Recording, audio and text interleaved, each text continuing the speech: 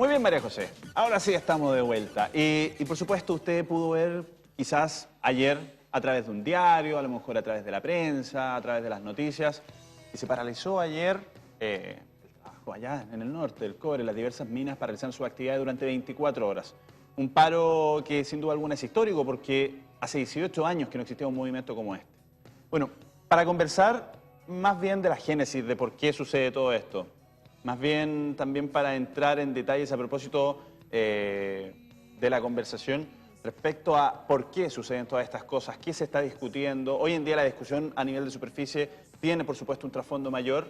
Queremos conversar junto a Gustavo Rusañartu. Muy bienvenido a nuestro programa. Muy buenos días. Gracias, buenos días. Le quiero comentar que él, miembro y fundador del Comité de Defensa de la Recuperación del Cobre, así como también asesor de difusión del presidente Salvador Allende, y fue también secretario general de la Federación de Estudiantes de la Universidad de Concepción en el año 1968. Con él hoy día, por supuesto, vamos a conversar a propósito del contexto histórico, cómo se genera esto, porque si bien es cierto, ya el presidente Salvador Allende, dentro de su gobierno, él proclama la nacionalización del cobre.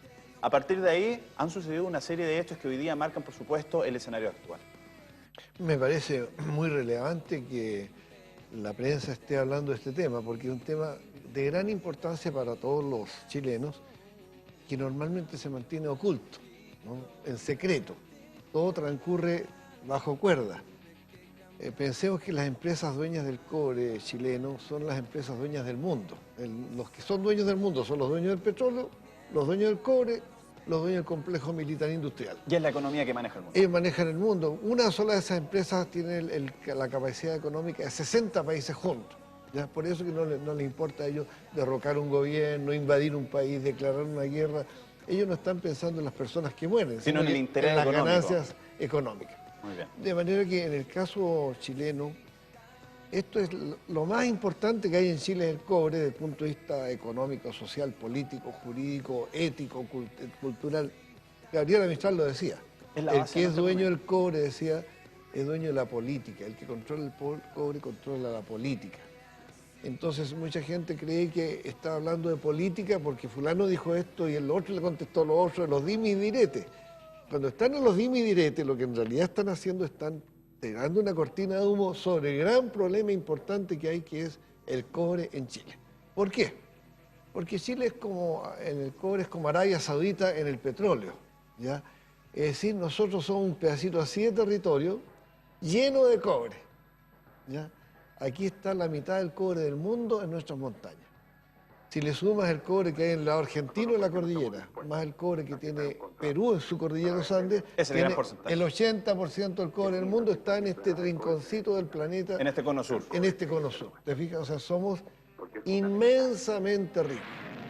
Entonces, la importancia que tiene para nosotros la nacionalización es que, fíjate que somos tan patriotas, por primera vez en la historia de Chile, todos nos pusimos de acuerdo. Todo, izquierda, centro, derecha. No fue Allende el que dijo, voy a nacionalizar. No, le propuso al Parlamento un proyecto de ley. Al principio la derecha decía, este caballo está loco. Pero después le apoyó Radomiro Tomic. Hicieron mayoría. Y después vino entonces la derecha y dijo, ya, damos la unanimidad. Entonces, por primera vez en la historia de Chile, Yusef, esto es súper importante, nos unimos, o sea, esto de mojar la camiseta, no solo para un mundial de fútbol. ¿Por qué esta nacionalización contó con la aprobación del Congreso? Por unanimidad, ¿te fijas? Entonces no fue una imposición de los marxistas o de los allendistas, no, sino que todos razonaron.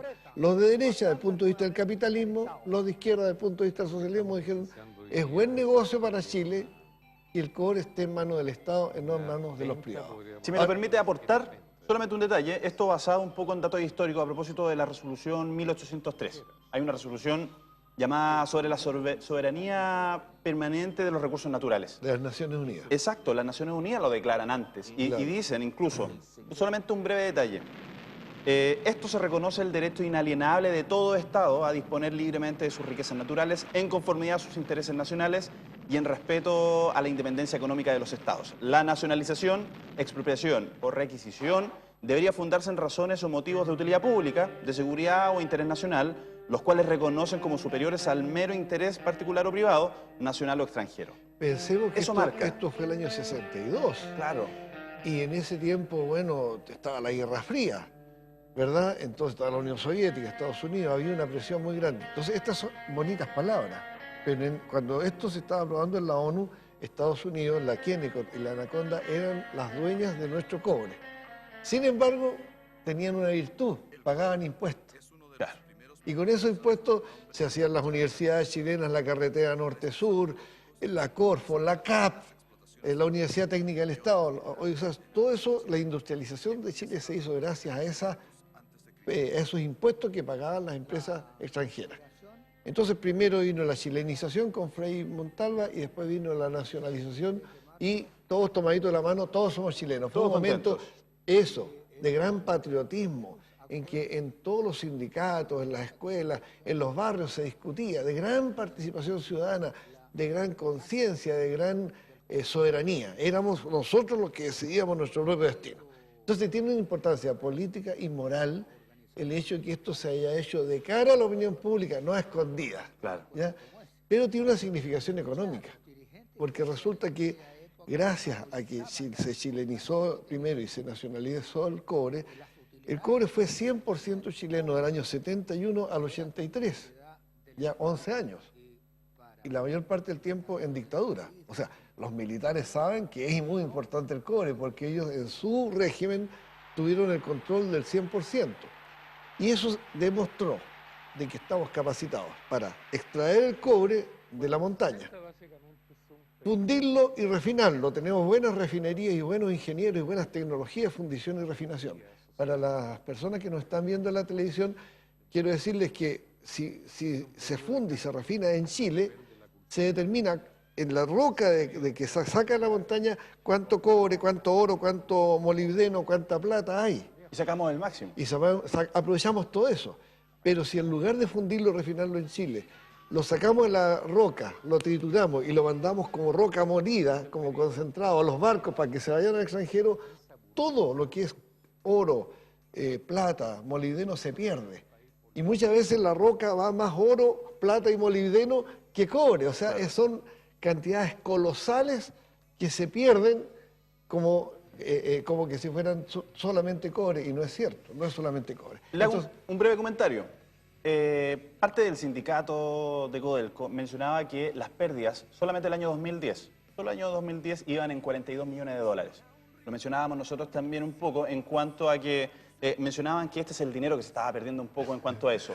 El gobierno responde, Codelco responde y dicen que no, que ese es un dinero que se ha dejado de ganar, no son pérdidas directas, sino que debido a las fluctuaciones del valor del cobre, es que por venderlo más barato finalmente se ha dejado de ganar un dinero si estuviera a un precio actual. A ver, pero lo que pasa es que para nuestros televidentes las cifras son resbalosas. Si yo le digo 42 millones de dólares o le digo 42 mil millones de dólares, la diferencia cuesta cuantificarla. Claro. Yo me reí, me disculpas que me reí, porque en realidad lo que Chile ha perdido por terminar abruptamente con la nacionalización y entregarle los 2/3 de lo que era chileno, se lo ha entregado ahora a empresas extranjeras, son por lo menos 200 mil millones de dólares.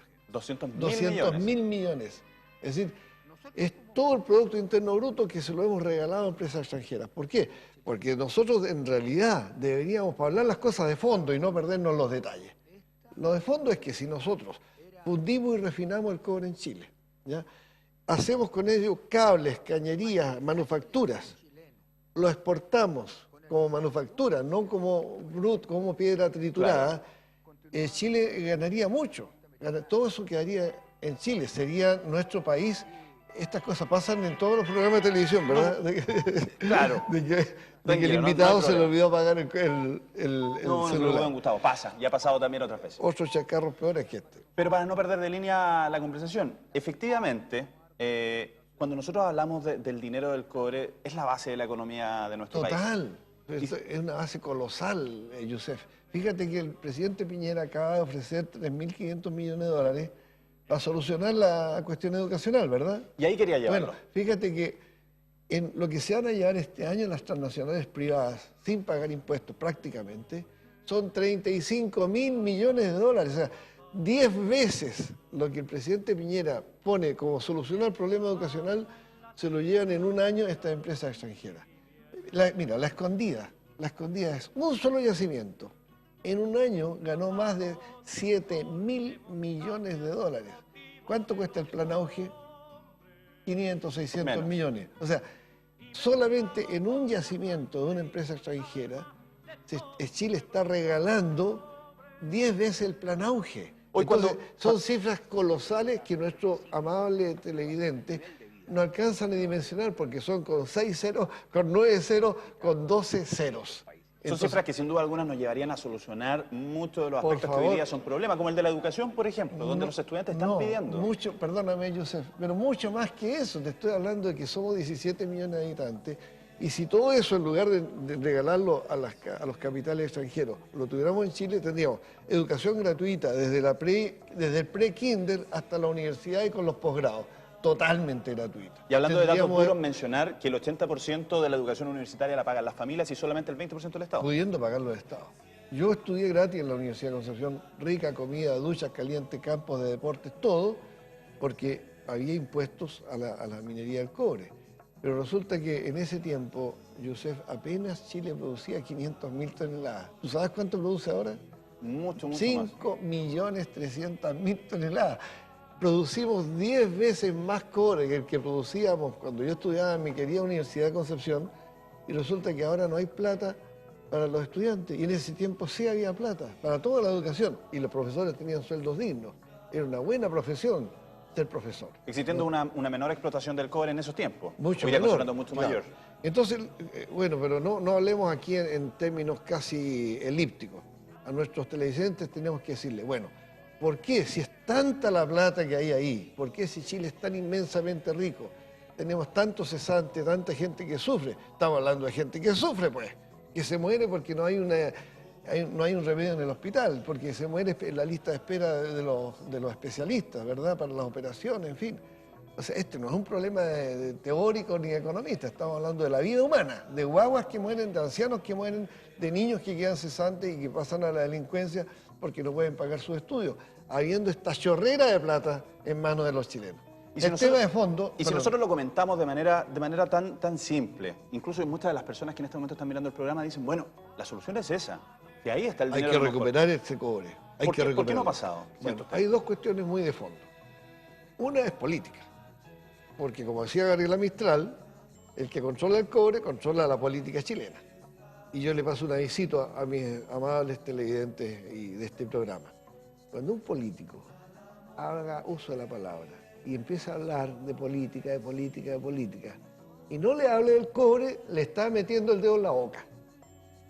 Porque en Chile usted no puede hablar de más hospitales, más escuelas, más caminos y más, ofrecer, si no dice dónde va a sacar los recursos. Y los recursos están ahí, están en el cobre. Es una trampa. Hace 18 años que no teníamos una movilización de esta magnitud como la de ayer, 24 horas de paralización. ¿Por qué 18 años después sucede esto? Bueno, ¿Hasta qué punto hemos llegado con esta crisis? La razón es muy de fondo y trataré de decirlo en breve porque es un tema sofisticado. El tema de fondo es que a Salvador Allende le dieron un golpe de Estado por nacionalizar el cobre. Es decir, las empresas extranjeras pagaron agentes de la CIA, ¿verdad?, que se metieron acá, pusieron bombas, mataron al jefe del ejército, al general Schneider, después mataron al otro jefe del ejército, al general Prat en Argentina. ¿Todo para qué? Para que el Estado chileno le devolviera el cobre a las transnacionales norteamericanas. Esto está acreditado por el Senado de los Estados Unidos. Esto está por escrito en documentos que son hoy día parte del patrimonio de la humanidad. No es un cuento mío, ¿ya? ¿Por qué? Porque Estados Unidos necesitaba el cobre que había nacionalizado Allende para la guerra de Vietnam. Perdóname este punto para hacerlo más coloquial con nuestros televidentes.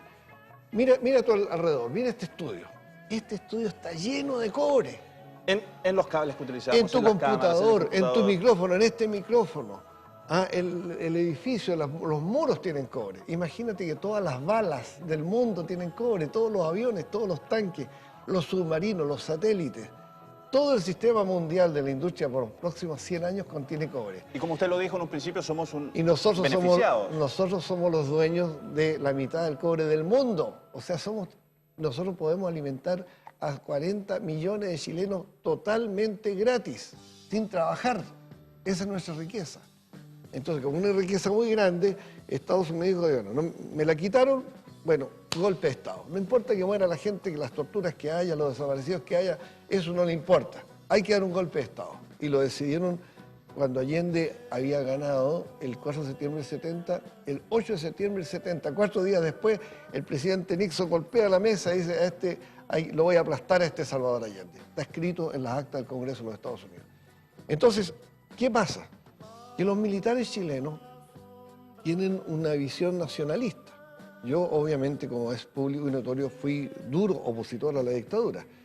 Pero estos militares, más allá de sus crímenes y de las torturas, tenían una visión nacionalista y no querían entregar el cobre.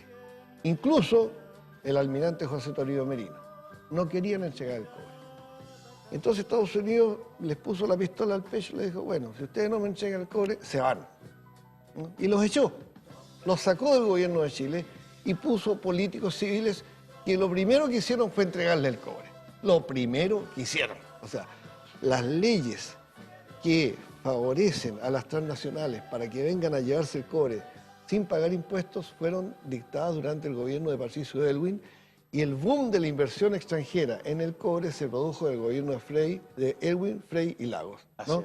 Entonces, ese mayor aporte de dinero no era porque ellos fueran generosos que extrajeran dinero, divisa a estos pobres chilenitos. Es que los chilenitos les dimos en bandeja la torta para que se llevaran el cobre con facilidades que ningún otro país del mundo les da. Es el país que les da más facilidades para llegar y robar, como dirían en la Polar. Y a propósito de eso, le quiero hacer un comentario. Resulta que hoy en día hemos visto las movilizaciones estudiantiles donde fervientemente los estudiantes han pedido mayor inversión en educación. Claro. Se habla de que ellos mismos lo han mencionado, es posible que el país tenga los recursos, y precisamente a partir del dinero del cobre. Hace un tiempo atrás se hablaba del royalty, y mucha gente decía, bueno, si la solución es el royalty, ¿qué es el royalty? Que hablemos que es este impuesto que se le hace a las mineras, por supuesto, por extraer el cobre o por extraer los minerales de determinado país. Sí, y lo quiero llevar a que resulta que en otros países el royalty es bastante más alto. Si hablamos de Francia, un royalty de un 15, un 16%. Datos que finalmente, cuando lo comparamos con el royalty de nosotros, que somos finalmente el 50% del cobre del mundo, es bajísimo. ¿Por qué? Me da pena realmente que la gente crea que el tema del royalty es tan relevante, porque la solución es traer todo el cobre para acá. ¿Por qué nosotros los chilenos no necesitamos ingenieros extranjeros, tecnología extranjera, ni máquinas extranjeras? Porque sabemos cultivar e industrializar nuestro cobre. Si lo tuvimos 100% en nuestras manos, y cualquier general de ejército le va a confirmar lo que lo estoy diciendo yo. Es decir, Chile tiene los conocimientos y los capitales que se necesitan. Hay que invertir en comprar una máquina que vale 500 millones de dólares, pero si el propio yacimiento de cobre es el mejor aval para endeudarse en 500 millones de dólares. Están los recursos en Chile para solventar todos los gastos que implique modernizar la producción de cobre. Y los que saben más de cobre en el mundo son los ingenieros chilenos. Y los obreros chilenos. Entonces, ¿a dónde te quiero llevar? De que sí, sería bueno que le cobráramos un royalty. Que le cobráramos el mismo royalty que cobra Sudáfrica, el mismo royalty que cobra Australia y Nueva Zelanda, el mismo royalty que cobra Estados Unidos en su territorio cuando una empresa extranjera va a sacar su cobre, el mismo royalty que cobra Canadá. Si nosotros nos igualáramos en el monto de royalty que cobran los países a las empresas extranjeras con lo que hoy día está en el mercado del royalty... ¿Se podría solucionar el auge y la educación? Educación, auge, salud y vivienda, por lo menos. Ayer habló el ministro Goldberg, a propósito, por supuesto, de esta paralización de 24 horas de Codelco. Y él mencionaba que bajo ningún motivo dentro del gobierno existía la intención de privatizar el cobre. Lo mencionó de que las inversiones que se realizaban eran precisamente para mejorar los servicios, para mejorar la producción. Lo que pasa, Josep, es que estas son empresas que tienen mucho poder. No dan conferencia de prensa, no sacan un volante para salir a la calle. Ellos no salen con un papelito, con un cartel a hacer desfiles. Ellos dan la orden. Ordenan al gobierno de Chile, ya páseme esto, apruébeme esta ley, y los gobernantes cumplen esas órdenes. Esa es la triste realidad. Pero como saben que eso es antipopular, que la opinión pública, cualquier patriota Si supiera eso se opondría, dice, ¿por qué están regalando nuestras riquezas si es riqueza tuya y es mía? Como ciudadano de este país, nosotros somos dueños de esa riqueza. Entonces esto se hace acallado, sin que nadie sepa, a escondidas. Tú te recuerdas si Patricio Aylwin, Michelle Bachelet, Ricardo Lagos, Eduardo Frei, cuando fueron candidatos, te prometieron que iban a privatizar el cobre? No, ¿verdad? Pero lo privatizaron. Lo hicieron de hecho. Después que ya estaba privatizado, bueno, ya está hecho, un hecho consumado. ¿Por qué? Porque no se puede, si le preguntan a la gente como los que estamos en este estudio, cualquier chileno con el corazón bien puesto te va a decir, ¿por qué van a privatizar aquello que todos los chilenos acordamos nacionalizar? Era tan justa la nacionalización, Joseph, que se cambió la constitución política del Estado.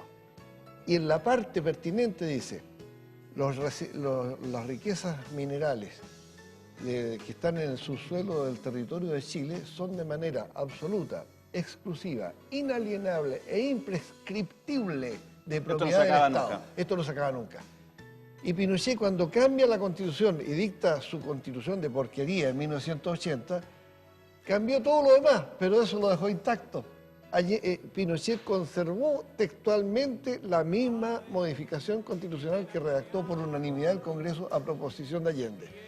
No es que Pinochet fuera marxista, ¿verdad? Ni fuera allendista, pero se dio cuenta que la nacionalización del cobre fue el mejor negocio de toda la historia de Chile.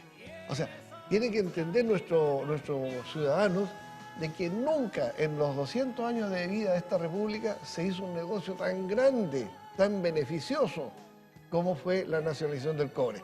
Pero se hizo con consulta a la gente. En cambio, la traición de regalar esa riqueza se hizo escondida, sin que nadie se diera cuenta. Un día amanecimos, ¡oh, sorpresa! 2/3 de la producción de cobre está en manos extranjeras.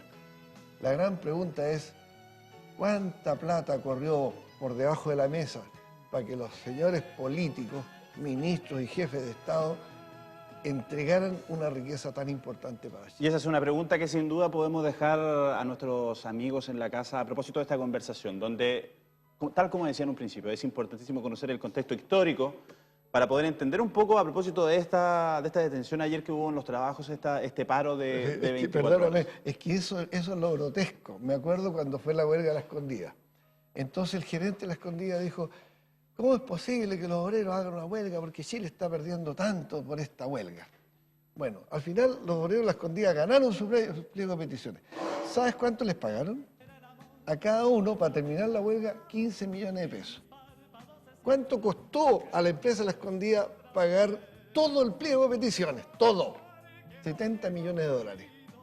Y La Escondida en un año gana 7.000 millones de dólares. Una cifra bastante menor. Con el 1% de las ganancias que se llevan los gringos con nuestro cobre, le pagaron todo el pliego de peticiones con todos los reajustes que habían solicitado los trabajadores de La Escondida. Gustavo. Entonces, esta cifra que tú me dices, que Chile está perdiendo 20 millones, 30 millones porque los obreros están... Es una grosería, es una obscenidad, es tomar el pelo a nuestros amables televidentes para que nuestros amables televidentes crean que los malos son los obreros que defienden sus derechos y no los gobernantes y los políticos que entregaron nuestro cobre, que habíamos nacionalizado. Todos los chilenos se lo entregan a los mismos que dieron el golpe de Estado y a los mismos que nos van a dar 10 golpes de Estado si nosotros no nos unimos como país y no volvemos a ser un solo pueblo unido como lo fuimos el 11 de julio de 1971. Gustavo, yo le quiero contar que esta conversación ojalá tuviéramos más tiempo para poder conversar. Lamentablemente el tiempo nos pilla, estamos muy cerquita del mediodía y de finalizar el programa, pero le quiero agradecer esta entrevista. En nuestro Facebook hay muchos agradecimientos también de muchas personas que agradecen esta entrevista y conocer así datos históricos de esta información. Estuvo junto a nosotros hoy día Gustavo Rusañartu, miembro y fundador del Comité de Defensa de la Recuperación del Cobre, asesor de difusión del presidente Salvador Allende y secretario general de la Federación de Estudiantes de la Universidad de Concepción en el año 68. Don Gustavo, muchísimas gracias por estar hoy día en nuestro programa y por supuesto, gracias por la información. Muy amable. Que tenga un buen día. Igualmente. Muy bien.